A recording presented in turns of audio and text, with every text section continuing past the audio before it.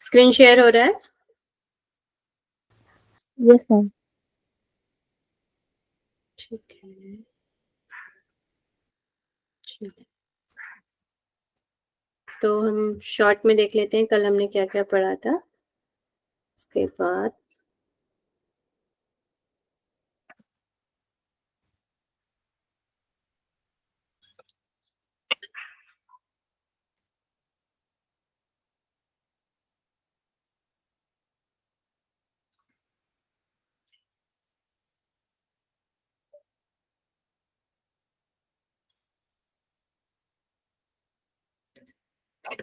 कल हमें इंट्रोडक्शन पढ़ा था, इसके रचयिता अज्ञात है, श्लोक 682 है। पटल इसमें 5 है, वाद अद्वैतवाद है। इस तरीके से हमने शिव संहिता, और टोटल इसमें 5 पटल दिए गए हैं, और इसमें 5 पटल के अलग अलग नाम है। लय प्रकरण, तत्व ज्ञान प्रकरण, प्राण प्रकरण, मुद्रा प्रकरण और मुक्ति मार्ग विघ्न, ये हम पढ़े थे। फिर यहाँ पे ज्ञानोपदेश दिया बताया गया है, और नित्य, एक ही ज्ञान को नित्य यहाँ पर बताया गया है। फिर यहाँ पर दार्शनिक कुछ मान्यताएं मिलती हैं, जैसे सांख्य दर्शन की, चारवाक की, विज्ञानवादी और सांख्यवादी, मगर शिव श्रेष्ठ योग शास्त्र को ही माना जाता है। योग शास्त्र में यहाँ पर वेद को बताया गया, वेद में कर्मकांड और ज्ञान कांड 2 शाखाएं बताई गई हैं, उनके भी भेद बताए गए हैं आगे। फिर यहाँ पे कर्म फल 2 प्रकार के बताए गए हैं, स्वर्ग रूप और नर्क रूप। फिर यहाँ पर ज्ञान कांड में उदाहरण दिए गए हैं, सूर्य प्रतिबिंब का, स्वप्न अवस्था का, रज्जु और सर्प का, और सीपू और चांदी का। अज्ञान का स्वरूप बताया गया, आत्मा का वर्णन बताया गया था। कल चैतन्य का स्वरूप पढ़ा था, और संसार के हमने 3 प्रकार पढ़े थे, शत्रु, मुद्र, उदासीन। आज इससे हम आगे की क्लास पढ़ेंगे। आवाज आ रही है ना सभी को मेरी? Yes ma'am. तो आज हम पंचभूत और सृष्टि की उत्पत्ति से हम आज क्लास स्टार्ट करते हैं। तो पंचभूत, हमारे पंचभूत कौन कौन से होते हैं?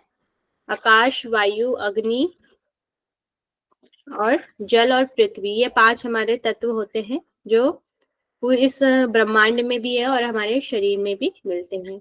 शुद्धे ब्रह्माणि संविदो विद्या सहितो भवे, ब्रह्म तेजो शतो याति तत आभासे नभः।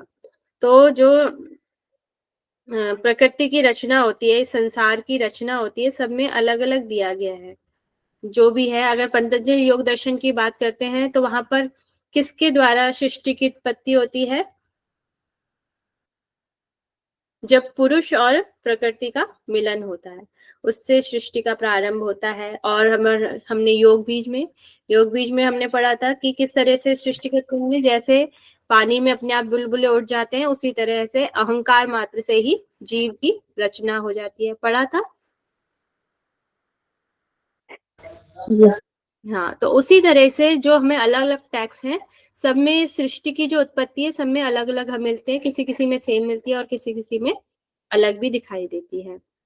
तो यहाँ पर शुद्ध ब्रह्म की संबंधता अविद्या माया के साथ होती है, अर्थात शुद्ध ब्रह्म एवं अविद्या में संयोग हो जाने पर सृजन आरंभ होता है। यहाँ पे बताया गया है, ऐसे ब्रह्म के तेज के अंश से आकाश महाभूत भासित होता है। तो सबसे पहले ब्रह्म में क्या होता है? अविद्या से संयोग हो जाता है, उस अविद्या के संयोग से फिर आकाश महाभूत भासित होता है, मतलब आकाश महाभूत होता है। फिर उस आकाश से वायु, शो नहीं हो रही है। आकाश से वायु, और आकाश एवं वायु से अग्नि की अभिव्यक्ति होती है। कोई कुछ कह रहा है क्या? मैम स्लाइड शो नहीं हो रही। स्लाइड शो नहीं हो रही? Yes ma'am.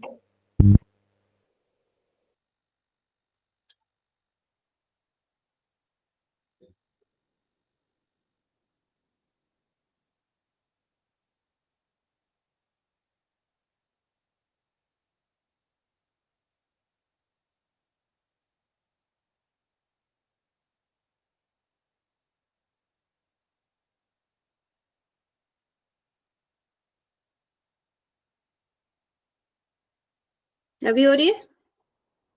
यस मैम अभी।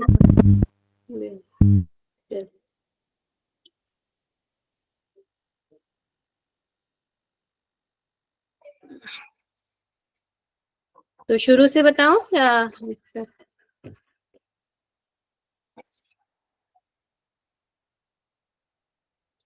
तो यहाँ पर हम आ चुके थे कि इस तेज ब्रह्म से आकाश महाभूत भासित होता है। फिर यहाँ से आकाश से वायु और आकाश एवं वायु से अग्नि की अभिव्यक्ति होती है, और आकाश वायु एवं अग्नि से जल की, तथा आकाश, फिर आकाश वायु अग्नि और जल के संयोग से पृथ्वी भासित होती है। तो सबसे पहले जो गुण होता है, सबसे पहले आकाश गुण आता है, उसके बाद वायु, वायु के बाद अग्नि, अग्नि के जल और जल के बाद पृथ्वी। ये और पृथ्वी में सारे गुण आ जाते हैं, जो 4 गुण होते हैं वो सारे ही आते हैं, आकाश वायु अग्नि जल। अभी आगे हम गुणों के बारे में भी पढ़ेंगे इसमें। तो ये पंचभूत बताया कि सृष्टि की उत्पत्ति कैसे होती है। ओके है।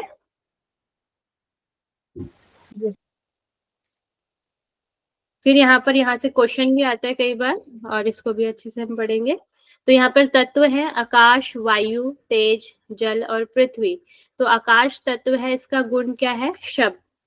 ठीक है, और इसके कुल गुण शब्द है, और केवल एक ही गुण इसमें विद्यमान है, और इसकी गुण ग्राहक इंद्रिय क्या है? मतलब कि जो हमारे शरीर में जो आकाश की जो इंद्रिय है वो कर्णेंद्रिय है, मतलब हमारे जो कान है वह इसकी इंद्रिया आकाश गुण की इंद्रिय है। ठीक है, फिर आ जाता है आपका वायु। वायु का गुण क्या है? स्पर्श। वायु को वैसे भी हम देखें तो वायु जब हमारे आसपास से गुजरती है तो हमें उसका अनुभव होता है। तो शब्द स्पर्श, इसके दो कितने तत्व हो गए? 2 तत्व वायु के। और इसकी गुण ग्राहक इंद्रिय क्या है? मतलब हमें वायु का पता किस चीज से लगता है? त्वचा से। ठीक है, तो यहाँ पे 2 गुण हो गए। फिर है तेज, अग्नि, इसका गुण है रूप। यहाँ पर इसके कुल गुण है 3, शब्द स्पर्श और रूप, और इसकी गुण ग्राहक इंद्रिय है चक्षु, मतलब कि आंखें। फिर है जल, जल का गुण है रस, शब्द स्पर्श रूप रस, इसमें कुल गुण है 4, और इसका गुण ग्राहक इंद्रिय मतलब इसकी इंद्रिय क्या है? जिह्वा है। ठीक है, फिर आपका पृथ्वी, पृथ्वी का गुण क्या है? गंध, इसमें कुल 5 गुण है, शब्द स्पर्श रूप रस गंध, और इसके गुण ग्राहक इंद्रिय कौन सी होगी? नासिका। गंध, गंध का पता में किससे चलता है? नासिका से। आवाज आ रही है ना मेरी? Yes ma'am. ठीक है, तो ये इंद्रियां हैं, तो इसको अच्छे से लर्न कर लेंगे। यहाँ से क्वेश्चन आता है, यह संपूर्ण जड़ चेतनमय जगत चैतन्य से उत्पन्न हुआ है। यह जगत काल्पनिक रूप से ही सत्य है। इस जगत के अभाव मात्र में चिन्मय ही शेष रहता है। यह संपूर्ण जगत चेतनमय जगत चैतन्य से ही उत्पन्न हुआ है, मतलब कि उस परमात्मा से ही उत्पन्न हुआ है। यह जगत काल्पनिक रूप से ही सत्य है, मतलब ये कल्पना रूप से, इमेजिनेशन से ही सत्य है, मतलब एकदम से सत्य नहीं है, मतलब काल्पनिक रूप से सत्य है। इस जगत के अभाव में, मगर अब जब ये जगत नहीं रह जाता, इस जगत के अभाव में मात्र चिन्मय, बाद में क्या शेष रह जाता है? केवल चैतन्य ही शेष रह जाता है। तो पृथ्वी तत्व विघटित होने पर जल तत्व में लीन हो जाता है। अब जैसे जैसे जो चीजें आई थी वैसे वैसे ही वह चीजें वापस चली जाती हैं। तो सबसे बाद में क्या आई थी? पृथ्वी। तो पृथ्वी तत्व विघटित होने पर जल तत्व में विलीन हो जाता है, पृथ्वी जल तत्व में लीन हो जाती है, और जल तत्व अग्नि तत्व में लीन हो जाता है। उसी प्रकार तेजस तत्व वायु तत्व में लय हो जाता है, और वायु तत्व आकाश तत्व में लीन होता है, और पुनः महाआकाश अविद्या में लीन होता है, अतः और परम पद में लीन हो जाता है। जो चीज जैसे जैसे आई थी वो वैसे ही वापस उसके सीक्वेंस से वापस चली जाती है। ठीक है, ओके है। यस। फिर यहाँ से क्वेश्चन भी आ चुका है आपका, 2020 में क्वेश्चन आया है, इसको बताएंगे। आकाश में कितने गुण हैं? पहले यहाँ ऑप्शन दिए हैं, ऑप्शन से बताएंगे क्या है।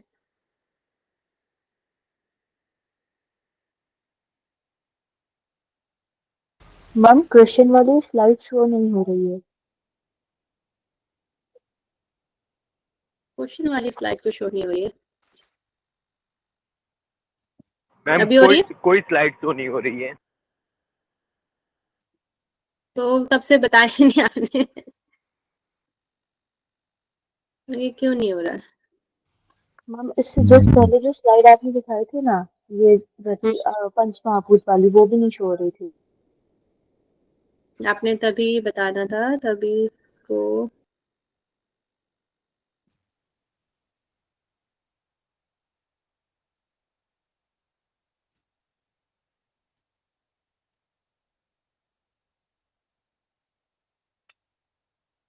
तो अगर अब स्लाइड नजर ना आए तो बता दीजिएगा कभी, ठीक है। अभी आ रही है? जी मैम।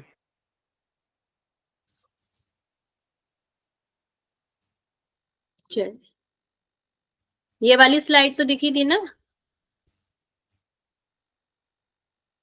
तो नहीं मैम, ये नहीं। हम्म,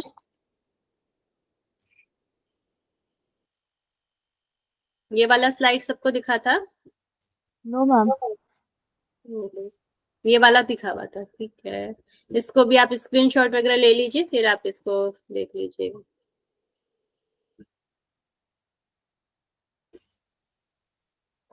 इसको दोबारा समझाऊं? जी तो मैम। नहीं मैम, ये आ गया समझ। आ गया समझ में?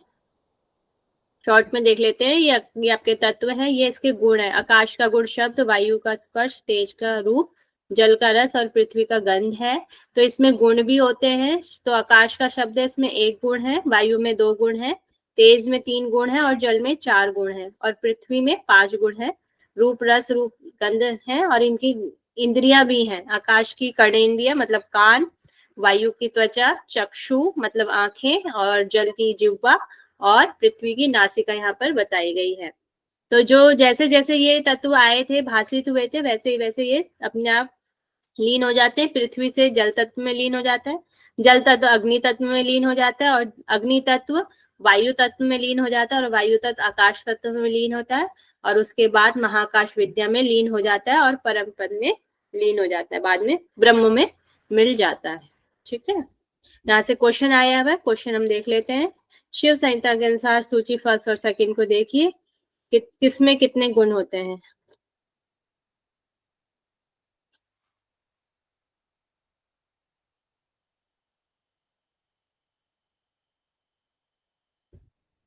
मैम 1 गुण होगा।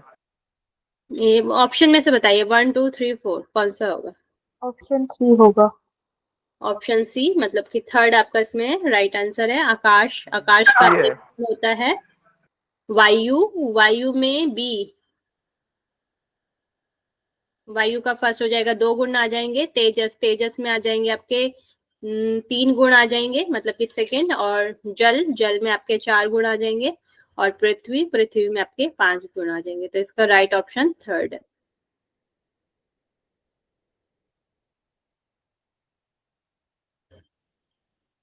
फिर यहाँ पे माया की 2 शक्तियां बताई गई हैं। तो यहाँ पर जो सृष्टि की उत्पन्न है ये माया के द्वारा है। जब माया होती है तो यहाँ पर माया की 2 शक्तियां भी बताई गई हैं। विक्षेपा आवरण शक्ति दुरंता दुख रूपिणी, जड़ रूपा माया महामाया रजः सत्व तमो गुणा। मतलब कि यहाँ पे विक्षेप और आवरण शक्ति है जो दुरंता है और दुख रूपणी यहाँ पर बताई गई है। जड़ रूपा महामाया से बोला गया है और 3 गुण रज, सत्व और तम गुण के रूप में है। तो सत्व, रज एवं तमस गुणमयी महामाया शक्ति और विक्षेप एवं आवरणमयी है। स्लाइड दिखाई दे रही है ना? Yes ma'am. ठीक है। सत्व, रजस, तमस गुणमयी महामाया शक्ति विक्षेप और आवरणमयी है। 2 शक्तियां हैं माया की, एक तो विक्षेप है और एक आवरणमयी है। कैसी है ये? दुरंता, जो दुरंता मतलब जो कठिनाई से समाप्त होने वाली होती है, मतलब ये आराम से खत्म नहीं होती है, यह क्या है, कठिनाई से समाप्त होने वाली है। दुख रूपा है और जड़ रूपा है। तो जब हम इस संसार में, जगत में आ जाते हैं, उसके बाद हमें मोक्ष को प्राप्त करना सरल होता है या कठिन होता है? मैम कठिन होता है। कठिन होता है। तो इसलिए इसको क्या बोला गया है? दुरंता बोला गया है। तो यहाँ पर माया की 2 शक्तियां बताई गई हैं, एक है आवरण और एक है विक्षेप। आवरण क्या कर लेती है? ज्ञान को ढक देती है। कौन से ज्ञान को ढक देती है? जो ईश्वरीय ज्ञान है या ईश्वर तक पहुंचने वाला जो ज्ञान है, उस आवरण को ढक लेती है। विक्षेप ये क्या करती है? भ्रम को उत्पन्न कर देती है। भ्रम कैसा उत्पन्न कर देती है कि ये जो जिस जगत में हम रह रहे हैं यही जगत है, इसके अलावा कुछ नहीं है, ऐसा वो क्या कर देती है, भ्रम उत्पन्न कर देती है। तो ब्रह्म में जो आत्मा है ये आवरण उत्पन्न कर देती है और ये भ्रम को उत्पन्न कर देती है कि यही जगत जो है यही नित्य है या यही सब कुछ है। वह उस ब्रह्म तक पहुंचने ही नहीं देते हैं। तो फिर इसको हटाना कैसे चाहिए, आगे बता रहे हैं। साधक को चाहिए कि नित्य और अनित्य का ज्ञान के भेद से विक्षेप का नाश करे। नित्य, नित्य क्या है, ईश्वर है, और अनित्य, अनित्य क्या है, ये जगत है। तो इसके ज्ञान के भेद से विक्षेप का नाश करें। इस विक्षेप जो ये भ्रम उत्पन्न होता है कि संसारी सब कुछ है, इस विक्षेप का नाश करना है और आवरण को काट डालना है। जो ज्ञान को ढक देता है उसको काट डालना है, उसको खत्म कर देना है और उस नित्य ब्रह्म में चित्त को लगाए और उस ईश्वर में, उस आत्मा में ब्रह्म को लगाने के लिए कहा गया है। तो यहाँ पे दो शक्ति दी गई है, आवरण और विक्षेप, और इसको कैसे हटाना है, नित्य और अनित्य के ज्ञान से इसको हटाने के लिए यहाँ पर कहा गया है। ओके है।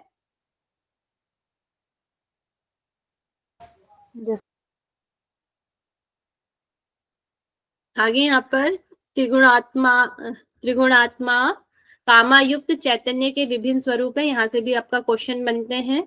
तो यहाँ पर जब विद्या, माया, तमस गुण, अभी हमने ऊपर 3 गुण भी पढ़े थे कि ये 3 गुणों, माया के 3 गुण भी होते हैं। तो जब वह तमस गुण में होती है, अधिकता से युक्त होती है, तो माया का स्वरूप क्या हो जाता है, दुर्गा रूप हो जाता है। और आच्छादित चैतन्य कौन सा होता है, ईश्वर की कौन सी शक्ति उसमें होती है, ईश्वरी या शिव वाली शक्ति उसमें विराजमान होती है। जब विद्या, माया रज गुण से अधिकता से युक्त होती है तो माया का स्वरूप क्या हो जाता है, सरस्वती रूप हो जाती है। और आच्छादित चैतन्य क्या हो जाता है, ब्रह्म हो जाता है। और जब विद्या, माया सत्व गुण की अधिकता से युक्त होता है तो वह लक्ष्मी रूप हो जाता है और वह विष्णु ईश्वरी शक्ति से आच्छादित होता है, मतलब ढका हुआ होता है। तो ब्रह्मा में आपका हो जाएगा रजगुण, विष्णु में हो गया सतगुण, और जो शिव है वो हो जाएंगे तमोगुण। ठीक है, यहाँ से क्वेश्चन भी बना हुआ है। ओके है ये? Yes ma'am. तो ये तो आपको याद हो ही जाएगा, ब्रह्मा जैसे सरस्वती, विष्णु से लक्ष्मी जी, और शिव से हो जाएगा या ईश्वर से आपका दुर्गा रूप हो जाएगा। लर्न कर। विष्णु से कौन सा गुण बताया आपने? विष्णु जी का सत्व गुण, सदगुण या सत्व गुण। ब्रह्मा जी का रजगुण, विष्णु जी का सत्वगुण और ईश्वर का तमस गुण, तमस।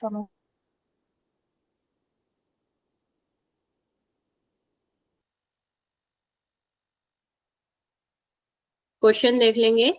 शिव संहिता के अनुसार रजोगुण से परिपूर्ण माया किस रूप से जाने जाते हैं? लक्ष्मी, सरस्वती, सरस्वती, दुर्गा, सरस्वती। तमोगुण से दुर्गा है, सरस्वती रजगुण हो जाएगा और लक्ष्मी जी हो जाएंगी सत्वगुण। तो विष्णु क्या है, सदगुण है, तो विष्णु जी से लक्ष्मी हो गई। सरस्वती ब्रह्मा, ब्रह्मा से आच्छादित है तो ये हो जाएगी रजोगुण से। और माया ईश्वर है, मतलब कि शिव है, शिव कैसे होगी, दुर्गा, मतलब कि तमोगुण से। ठीक है, इसी तरह से आपको लर्न करना है। स्लाइड तो दिख रही है ना? Yes ma'am. तो यहाँ पे तमस गुण है, तमस गुण हो गया ईश्वर, दुर्गा रूप।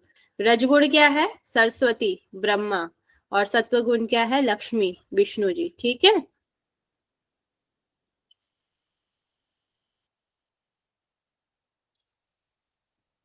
अब करेंगे पूर्व कर्मानुरूप भोग हेतु शरीर की उत्पत्ति। इस शरीर की उत्पत्ति कैसे होती है अब वो बताया गया। पहले सृष्टि की उत्पत्ति बताई गई थी, आप शरीर की उत्पत्ति के बारे में बताया है।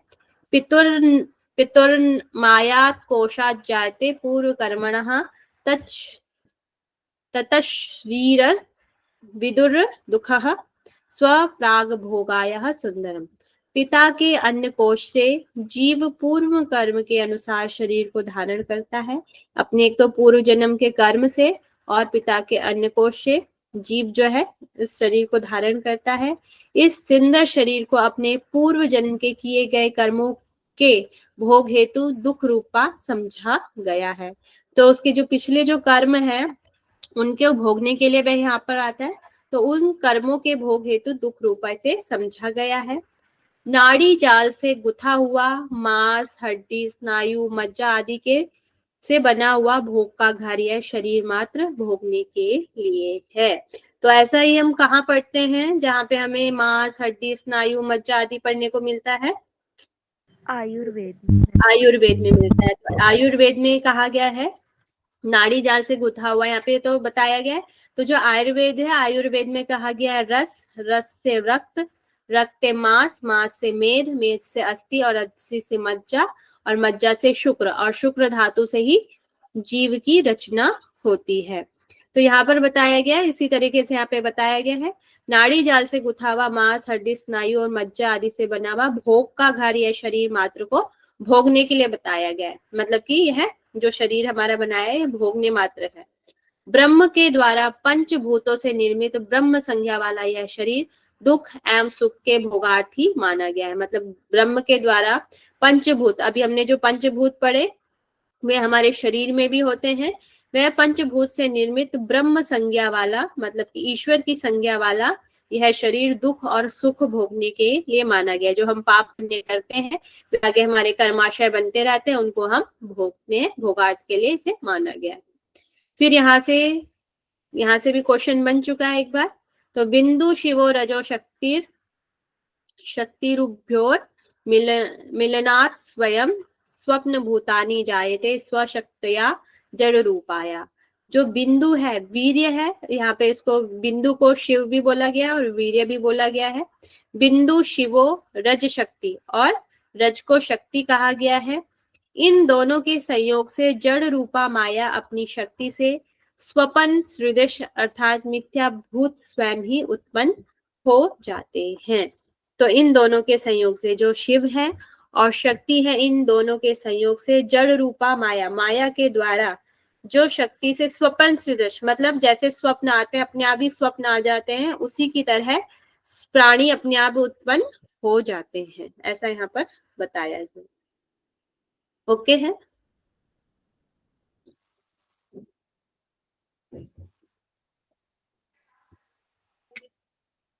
मैम एक बार फिर से बता दीजिएगा। ये जो बिंदु है आपका शिव है, तो जो शिव है, शिव का स्थान हमारे शरीर में क्या है?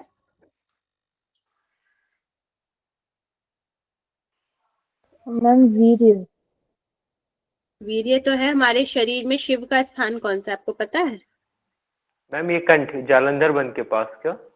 जालंधर बन के पास। और शिव का स्थान केदार स्थान भी कहा जाता है, आज्ञा चक्र के पास। केदार स्थान जो बोला, अभी आप हट प्रदीपिका पढ़ेंगे उसमें बताया गया शिव का स्थान जो है आज्ञा चक्र पे शिव का स्थान बताया गया। और रज, रज को हम कुंडली भी बोलते हैं। कुंडली कहाँ रहती है? मूलाधार में। मूलाधार में। तब जब इन दोनों के, वैसे तो इन दोनों का मिलन यहाँ पर दूसरे रूप में दिया गया है, इसमें यहाँ पे डेफिनेशन दूसरी है। इस डेफिनेशन को आपने याद रखना है क्योंकि डेफिनेशन से क्वेश्चन आया हुआ है, ये समझने के लिए रखना है। तो बिंदु शिव और रज की शक्ति है, इन दोनों के संयोग से जड़ रूपा माया अपनी शक्ति के स्वप्न सदृश मिथ्याभूत स्वयं ही उत्पन्न हो जाते हैं। ये ईश्वर की बात हो रही है यहाँ पर। जब इन दोनों का मिलन होता है, शिव और शक्ति का मिलन होता है, तो उसके बाद ही किसी शरीर की उत्पन्न या शक्ति उत्पन्न होती है, ऐसा बताया गया। ठीक है?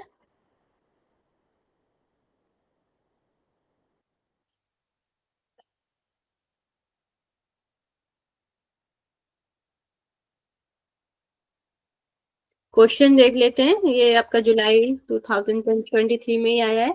शिव संहिता के अनुसार शिव एवं शक्ति के लिए किन दो शब्दों का प्रयोग किया गया है? ब्रह्म एवं जीव, निरंजन एवं प्राण, बिंदु एवं रज, आत्मा एवं प्राण। बिंदु एवं रज, थर्ड नंबर। रज। तो इस तरीके से आपका क्वेश्चन आएगा, वो भी ध्यान रखेंगे। तो ये राइट आंसर है इसका, बिंदु और रज। ठीक है, बिंदु और रज। ठीक है,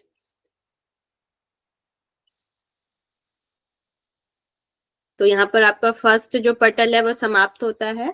अब हम पढ़ते हैं सेकंड पटल। ओके है यहाँ तक सभी को? Yes ma'am.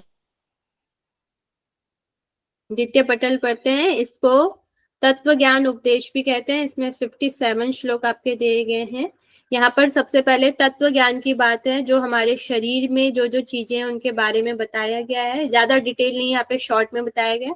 आगे अब से सिद्धांत पद्धति पढ़ेंगे तो उसमें बहुत डिटेल में दिया गया है कि शरीर में कहाँ पर कौन कौन सी चीजें हैं, क्या क्या दी गई हैं। यहाँ पर थोड़ा शॉर्ट में दिया गया। देहेस्मिन् वर्तते मेरु सप्तदीप समन्वितः सरितः सागरास्त्र क्षेत्राणि क्षेत्रपालकः। इस मानव शरीर में, देह मतलब हो जाता है आपका शरीर, इस मानव शरीर में 7 द्वीपों सहित मेरु पर्वत है। यहाँ इसमें नदियां, समुद्र, क्षेत्र एवं क्षेत्रों के स्वामी विद्यमान है। तो हमारे शरीर में कितने चक्र होते हैं? 7। यहाँ पर जो 7 चक्र हैं उनको यहाँ पर 7 द्वीप बोला गया है। तो इस मानव शरीर में 7 द्वीप है, मतलब कि 7 चक्र हैं।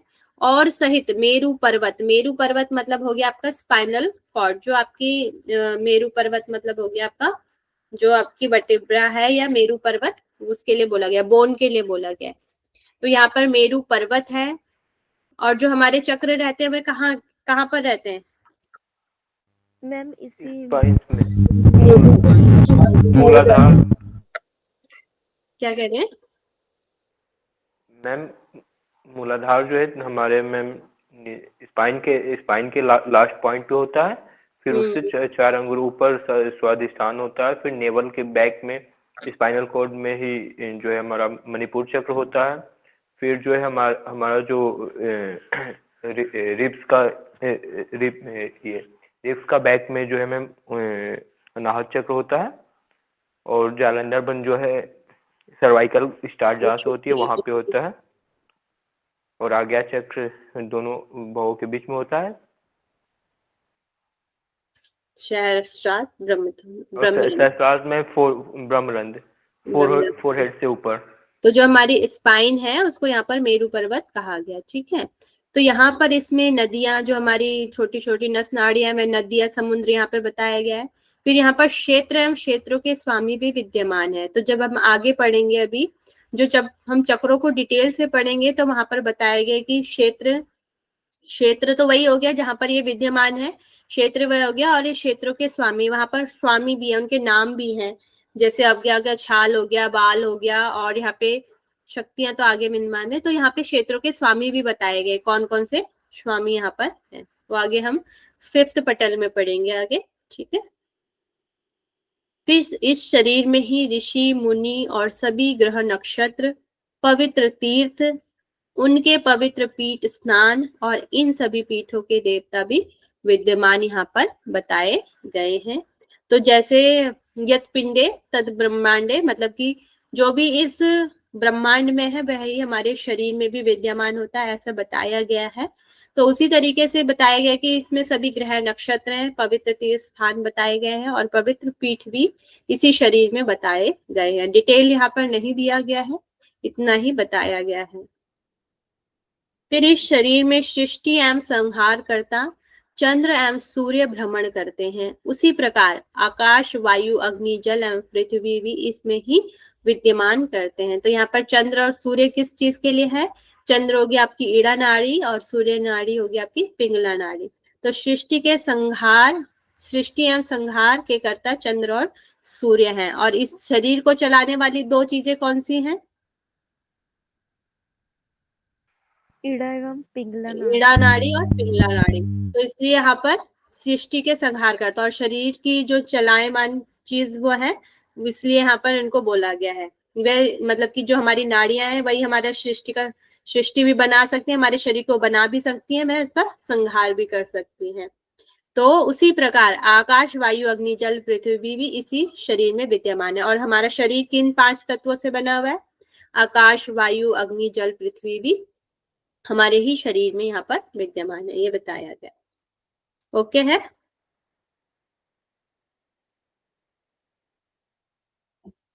Yes ma'am.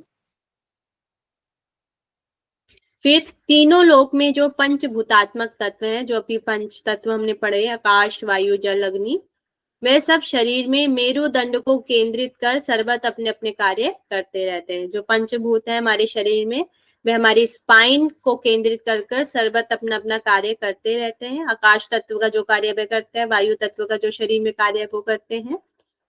ब्रह्मांड नाम से अभिभूत इस शरीर में उपरोक्त नक्षत्र, ग्रह, तीर्थ आदि ये सभी हैं, अपने अपने स्थान पर व्यवस्थित है। जो साधक यह सब जानता है वह योगी है, इसमें कोई संदेह नहीं है। तो अभी आपने गोरख संहिता पढ़ी, गोरख संहिता में कुछ ऐसा वर्ड आया था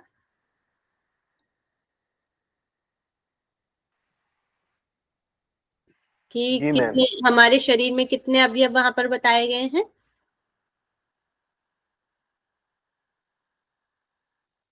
29। मैम क्या पूछा आपने? गोरख संहिता मैम में वो बताया तो गया है ना कि कितने अवयव को जो जानता है शरीर में वही योगी है। मैम 25 25। मैम 25। जिसमें वो पादंग स्थान से स्टार्ट है ये सारे, और घंटिका और लंबिका। वशिष्ठ संहिता में है वो आगे। ये वाले में गोरख संहिता का पूछ रही थी, उसमें अवयव दिए गए टोटल मेरे ख्याल से 29 है। तो इस तरीके से अलग अलग टेक्स्ट में अलग अलग है। ब्रह्मांड नाम से अभिहित शरीर में अपने अपने स्थान पर व्यवस्थित है। जो साधक इन सबको जानता है, किस किस को जानता है? जो शरीर में, ये हमारे शरीर में जो नक्षत्र है, ग्रह है, तीर्थ आदि स्थानों को जो जानता है उसको यहाँ पर, जो अपने शरीर में इन सब चीजों को जानता है वह योगी कहलाता है यहाँ पर। तो डेफिनेशन आ सकता है शिव संहिता के अनुसार योगी क्या क्या चीजों को जानता है, तो ये नाम आ सकते हैं। ठीक है, नक्षत्र, ग्रह, तीर्थ। तो ये क्वेश्चन यहाँ से ऐसे बन सकता है।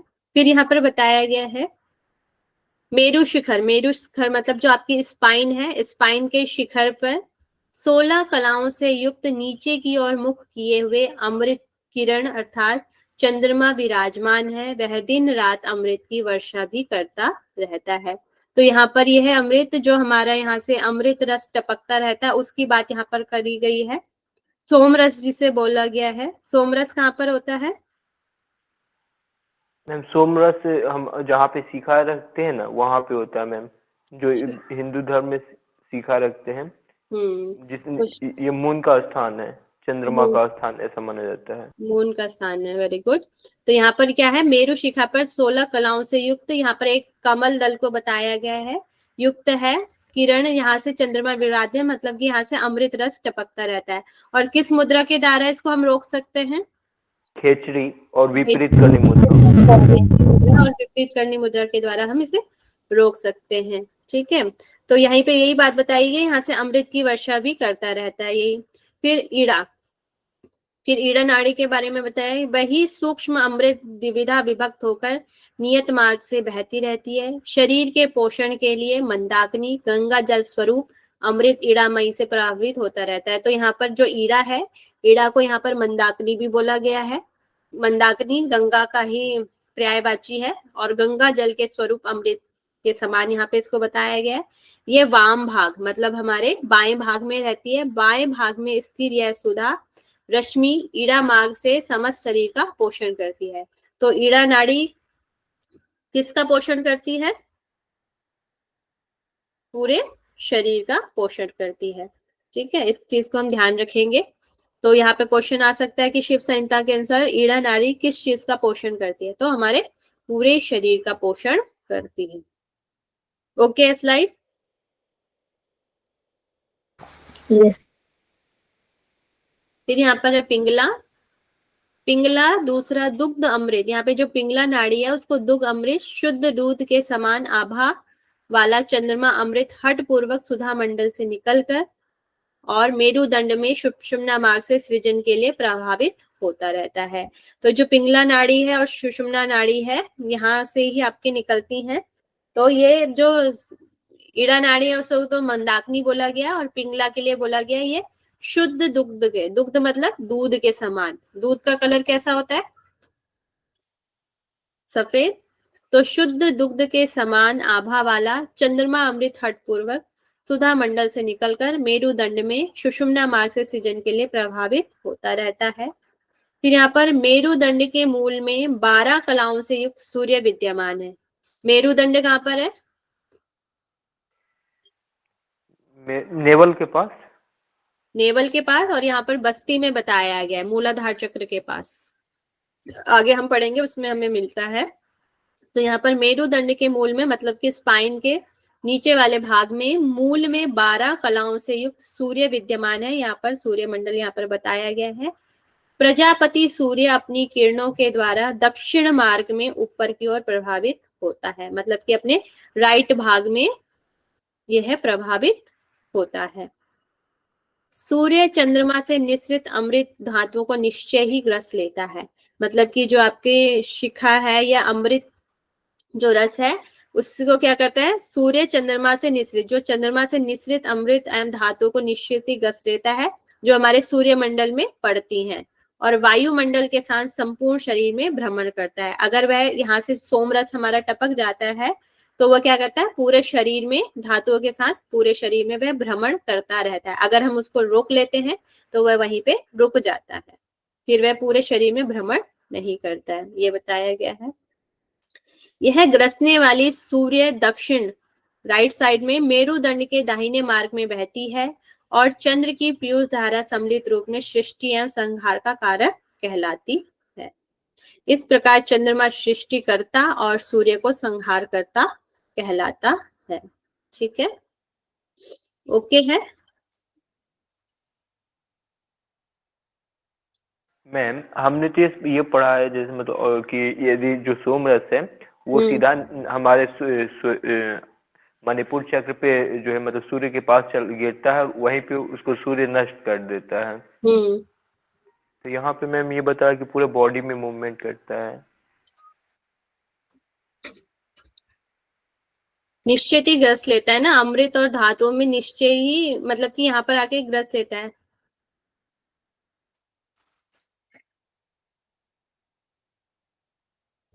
कुछ बच भी जो जाता होगा ना, जैसे अमृत पूरा तो नहीं वो होता होगा, अगर कुछ बच जाता होगा तो उससे मेरे ख्याल से लिया गया है।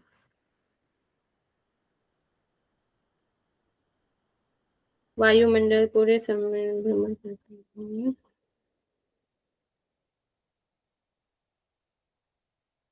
अगर वह ऊपर भी रुक जाएगा तो वह ऊपर ही रहेगा ना, तो फिर वह पूरे शरीर में भ्रमण नहीं कर पाएगा ना। चलिए इसको एक बार मैं देख लूंगी, फिर मैं आपको कल बताती हूँ। ठीक है, ठीक है मैम, ठीक है। आगे बढ़े। जी मैम। फिर यहाँ पे मानव शरीर की नाड़ियां बताई गई हैं। तो यहाँ पर 3.5 लाख नाड़ियों की हमें बात हुई है। सार्तला त्रय नाड़्य संति देहांतरेण नृणाम प्रधान भूता नाड्यस्तु तासु मुख्यात चतुर्दश। चतुर्दश मतलब 14 नाड़ियां यहाँ पर मुख्य हैं। मानव शरीर में 3.5 लाख नाड़ियां हैं, उसमें से प्रधान रूप से 14 नाड़ियां ही मुख्य हैं। कौन सी 14 नाड़ियां वो देख लेते हैं। सुषुम्णया पिंगला च गांधारी हस्त जीविका कुहु सरस्वती पूषा शंखनी च पयस्वनी वारुण्य लंबूषा च विश्वोदरी यश्वसिनी एतासु तीन मुख्यास्यु पिंगलेड़ा सुषुम्णिका। और ये 14 नाड़ियों के यहाँ पर नाम दिए गए हैं। तो यहाँ पर 3.5 लाख नाड़ियां केवल हमें शिव संहिता में ही मिलती हैं। 14 नाड़ियों का वर्णन और कहाँ कहाँ मिलता है हमें। सिद्ध सिद्धांत पद्धति, रत्नावली में हमें मिलते हैं, रत्नावली और वशिष्ठ संहिता में। वशिष्ठ संहिता में, वशिष्ठ संहिता पढ़ी ना भी आपने, उसमें कितनी नाड़ियां। इसमें 14 है ना। तो 2-3 टेक्स्ट है हमें जहाँ पे 14 नाड़ियों का हमें वर्णन मिलता है, शिव संहिता, वशिष्ठ संहिता और अटरत्नावली। ठीक है, तो यहाँ पर सुषुम्ना ईड़ा पिंगला गांधारी हस्तजीवा कुहू सरस्वती पूषा शंखनी पयस्विनी वारुणी आलम्बुषा विश्वोदरी और यशस्विनी, ये 14 नाड़ियां हमारे शरीर में रहती हैं। तो यहाँ पर जैसे हस्तजीवा और गांधारी हमारी आंखों में होती है, यहाँ पर दिया नहीं गया डिटेल, ये दी नहीं गई है। ये डिटेल आपने अभी वशिष्ठ संहिता में पढ़ी होगी कि कौन सी नाड़ी कहाँ से निकलकर कहाँ तक जाती है।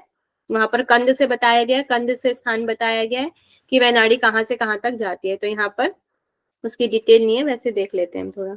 ये हस्तजीविका है और गांधारी है, यशस्वनी है, पूषा है, कान तक जो जाती है हमारी, यशस्वनी और पूषा जाती है। हस्तजीविका हमारी आंखों तक, गांधारी भी आंख में हमारी जाती है। ये होगी आपकी सरस्वती। ठीक है, ये होगी विश्वोदरी, और कुहू ये होगी शंखनी, नीचे मूलाधार के पास। ठीक है, ओके है।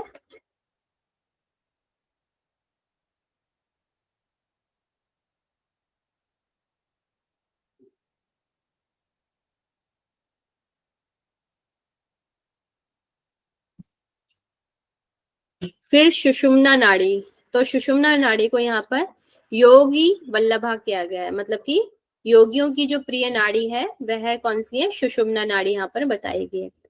त्रिशेवेका सुषेमणा सुषेमणव मुख्या स योगी वल्लभा अन्यास तदाश्रय कृत्वा नाड्य संति ही देहिनाम।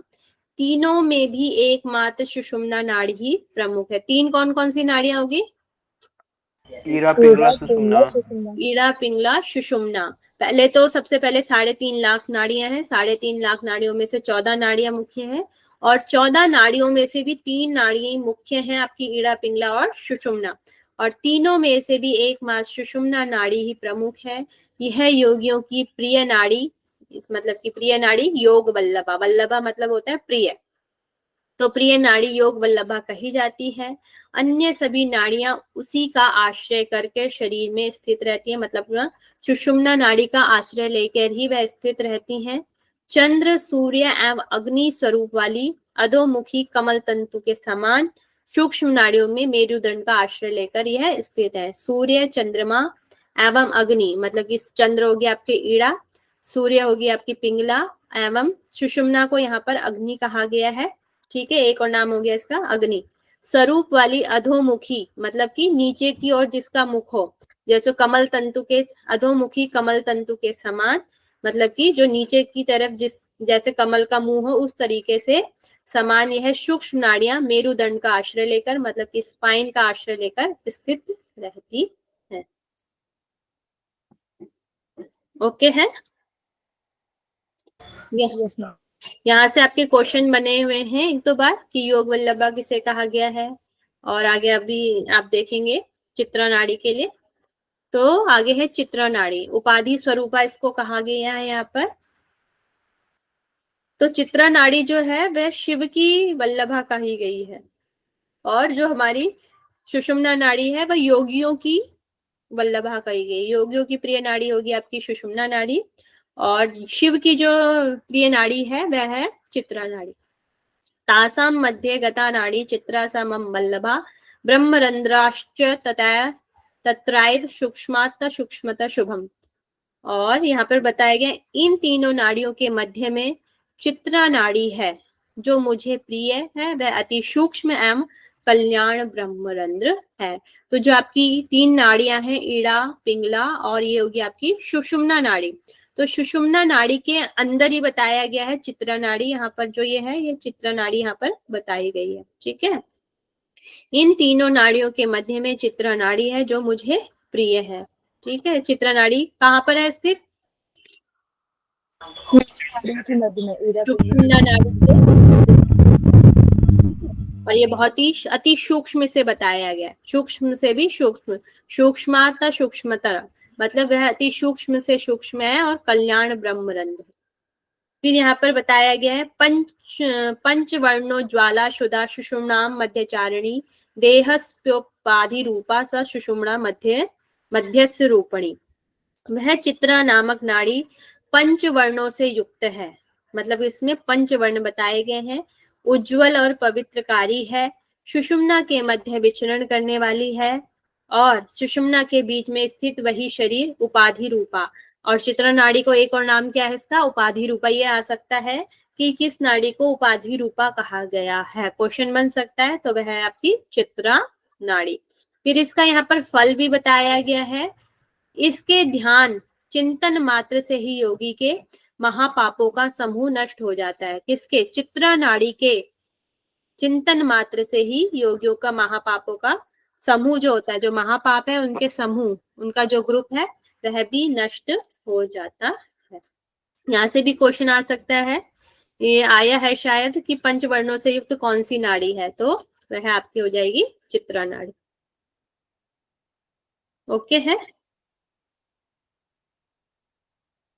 Yes ma'am. क्वेश्चन देख लेते हैं। शिव संहिता के अनुसार किस नाड़ी को शरीर की उपाधि रूपा कहा जाता है? चित्रा। चित्र नाड़ी, बी इसका राइट आंसर होगा। सेकंड क्वेश्चन देखेंगे। शिव संहिता के अनुसार सुषुम्ना नाड़ी में कौन सी नाड़ी स्थित है जिसके स्मरण मात्र ही ब्रह्म ज्ञान की उत्पत्ति होती है? चित्रा नाड़ी, सेकंड नंबर। इस तरीके से आपके क्वेश्चन आ सकते हैं। ओके है?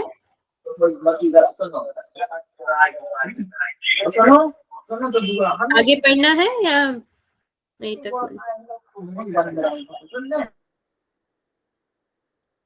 बताएं। मैम क्या कह रहे हैं?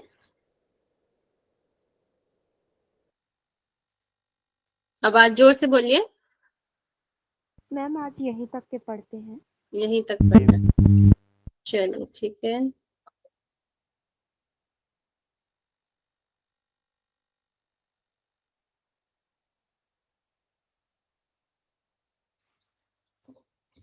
चलिए क्वेश्चन आंसर हम कर लेते हैं। टोटल शिव संहिता में कितने पटल हैं? 5 पटल हैं। 5 5 पटल हैं। पहले पटल का क्या नाम है? लय प्रकरण। लय प्रकरण। दूसरे प्रकरण का नाम क्या है? टाइप भी करें, जो टाइप कर सकते हैं जल्दी जल्दी टाइप करें।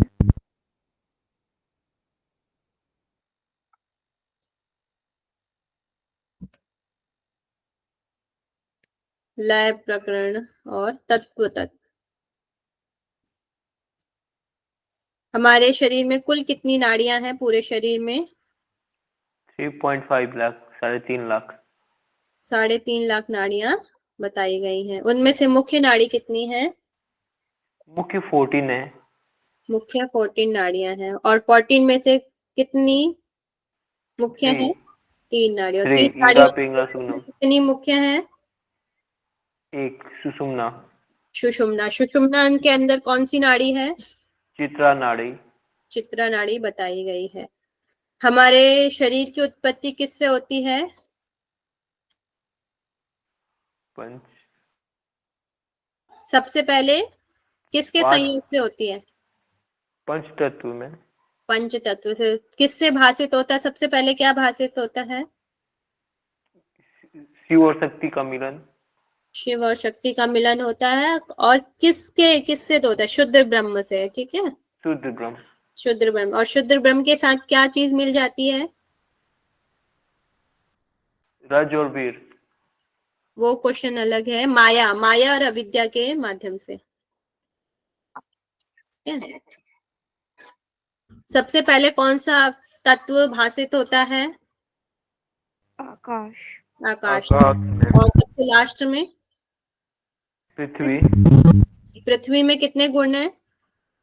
5 5 गुण हैं। पृथ्वी का गुण कौन सा है? गंध। तमोगुण। गंध। तन मात्रा है में तो गंध। गंध मैम, तन मात्रा है। और इसकी इंद्रिया कौन सी है? पृथ्वी की इंद्री कौन सी है? नासिका। नासिका बताई गई है। और अग्नि। अग्नि की इंद्री कौन सी है? त्वचा, महसूस करते रंग हैं। रंग रंग। वायु। अग्नि आंख मैम। नाम चक्षु है। टू। माया की कितनी शक्तियां हैं? 2। 2 शक्ति। कौन कौन सी 2 शक्तियां हैं? आवरण व विक्षेप। आवरण और विक्षेप। ये क्या करती है? आवरण शक्ति क्या करती है? मैम आवरण शक्ति शुद्ध ज्ञान को या जो ज्ञान है उसको ढक लेती है, और विक्षेप जो है वो भ्रम करती है मैम। ब्रह्म को उत्पन्न करती है। जो हमारी विष्णु विष्णु शक्ति किस गुण से आच्छादित है? सत्वगुण। सत्व गुण से। और दुर्गा का स्वरूप कौन से ईश्वर से आच्छादित है? ईश्वर से मैम है। तमोगुण। गुण तो तमोगुण है और ईश्वर दिया गया है बस। शिव। शिव या ईश्वर? मैम ईश्वर। ईश्वर। हमारे शरीर में कितने द्वीप हैं? और 7 द्वीप है जिन्हें चक्र कहते हैं। 7 द्वीप हैं। और कौन सा पर्वत है हमारे शरीर में?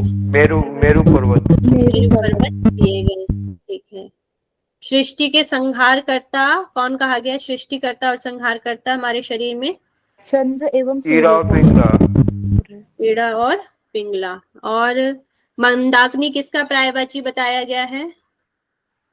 मैम ईड़ा का। ईरा का मैम। ईड़ा का बताया गया है। मेरुदंड में कितनी कलाओं से युक्त बताया गया है? 16 कलाओं से। 16। मेरुदंड में सूर्य को 12 कलाओं से युक्त बताया गया है।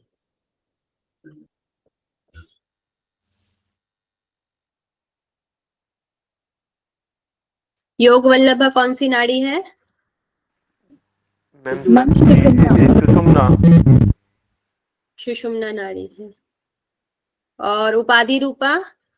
चित्रा चित्रा। चित्रा नाड़ी है। योग वल्लभा कौन सी नाड़ी है?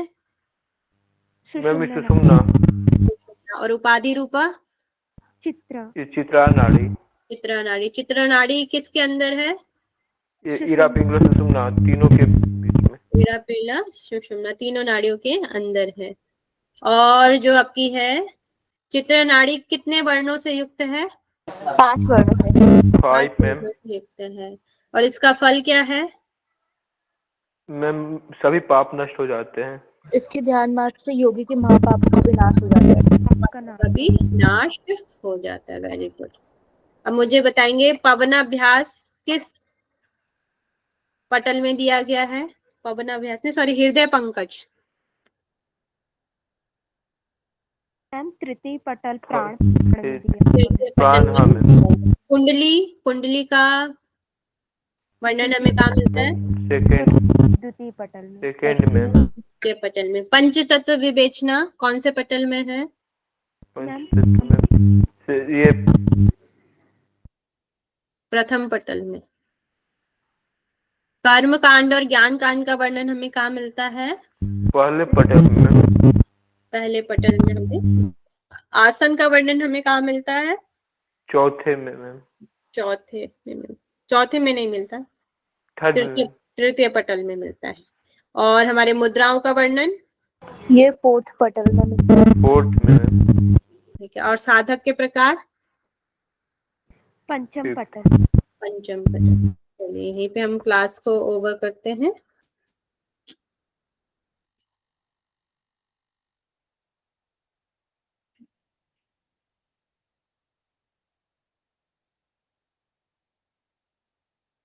किसी को कुछ पूछना है पूछ सकते हैं।